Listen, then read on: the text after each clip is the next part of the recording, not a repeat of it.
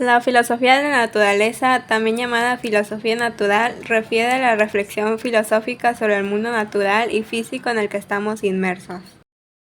De esta forma, sus objetos de estudio son entes inanimados, planetas, estrellas, fenómenos naturales, componentes físico-químicos de la materia, etc., y los seres viventes. Su origen se remonta a los albores de la historia del pensamiento, cuando el hombre primitivo se esforzaba por comprender la naturaleza. En aquella época, el ser humano se asombraba ante la grandiosidad y la armonía del universo, se maravillaba ante la repetición constante de los ciclos naturales y le temía a la incontrolable potencia de los fenómenos naturales.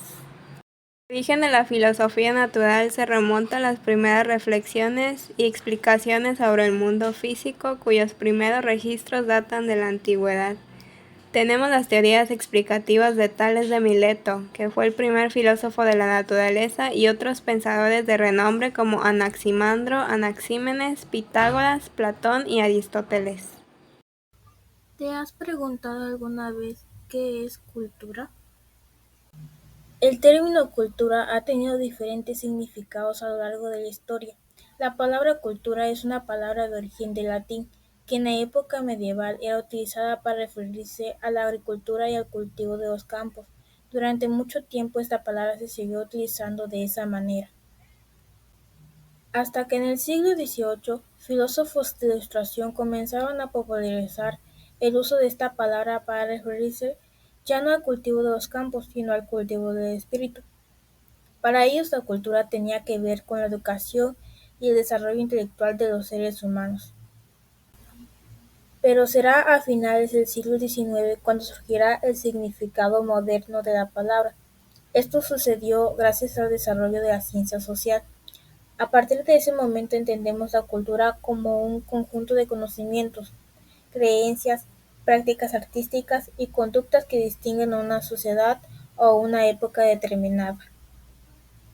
El concepto engloba características muy importantes, las cuales la cultura puede encontrarse en prácticamente cualquier lugar, en objetos, ideas, procesos y comportamientos que se han heredado de generación.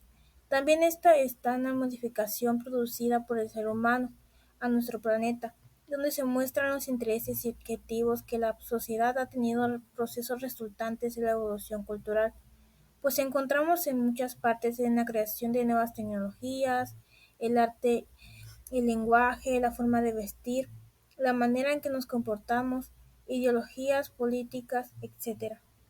La relación entre las sociedades ha jugado un rol muy importante, ya que a partir de estas mezclas es que la cultura se ha modificado, adaptado y asimilar estas nuevas influencias han repercutido en el modo de vida de cada sociedad. Incluso en la definición del concepto cultura, en resumen, la cultura existe gracias a que la humanidad existe, que pues es la respuesta a la constante transformación social.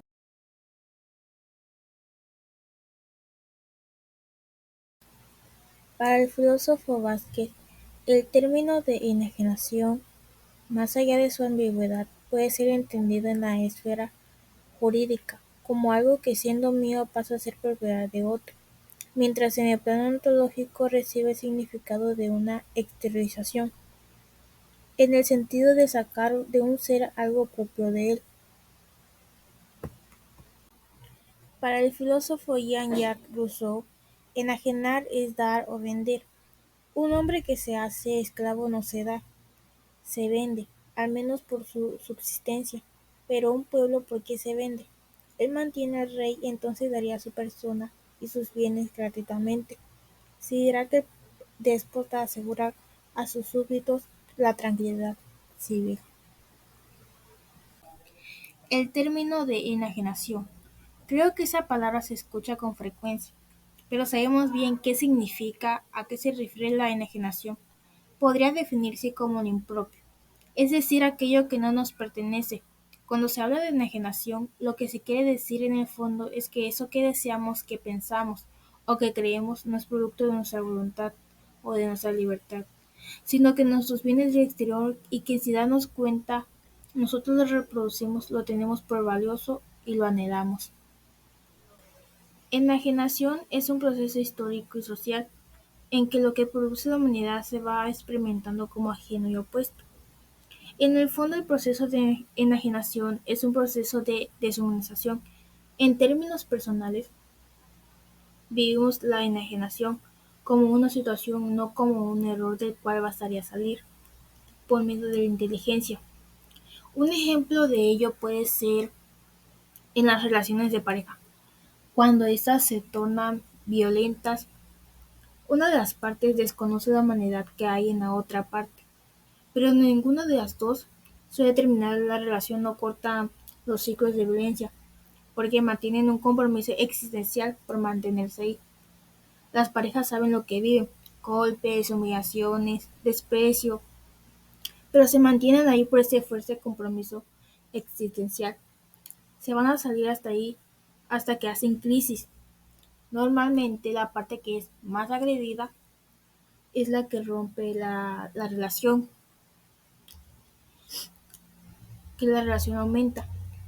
Por medio de cuando se sale de esta situación de enajenación se entra en otra, donde es posible apreciar la anterior como extraña, como si hubiéramos vivido un engaño. Hay que agregar que estas situaciones de enajenación, como la que acabamos de describir, tienen un carácter histórico-social, no individual.